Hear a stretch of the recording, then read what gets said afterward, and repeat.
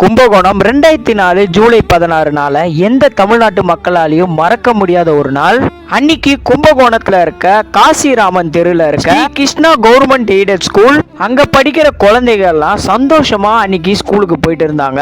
ஏன்னா அன்னைக்கு வெள்ளிக்கிழமை நாள், அடுத்த 2 நாள் ஸ்கூல் லீவுனால சந்தோஷமா அந்த ஸ்கூலுக்கு போயிட்டு இருந்தாங்க.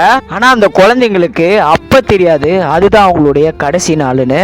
2004 ஸ்கூல்ல எல்லாம் ரூஃப் கிடையாது, ஓலையால தான் இருந்திருக்கு. அந்த ஸ்கூல்லயும் ஒரு கிளாஸ் ஓலையோட தான் இருந்திருக்கு. இந்த ஸ்கூல்ல இருக்க கிச்சன்ல தீ பிடிக்குது. அந்த தீ பிடிச்சி கிளாஸ் உள்ளயும் பரவுது. அந்த கிளாஸ் உள்ள 94 குழந்தைங்க இருந்திருக்காங்க. ஆனா அங்கேயே 58 குழந்தைங்க தீல கருகி இறந்து போறாங்க.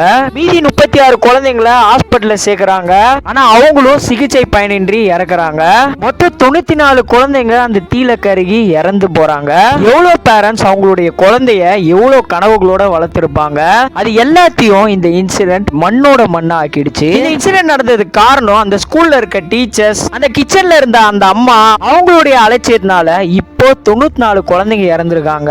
இப்ப அந்த பேரண்ட்ஸ் எல்லாம் சொல்றது என்னன்னா, என் பிள்ளைங்களா இருந்திருந்தா இன்னால வேலைக்கு போயிருக்கோங்க. வருஷம் இந்த நாள்ல அந்த 94 பெற்றோர்களும் அழுதுட்டு இருக்காங்க. அவங்க ஒரே ஒரு கோரிக்கை தான் இன்னி வரைக்கும் தமிழ்நாடு அரசு கிட்ட கேட்டுட்டு இருக்காங்க.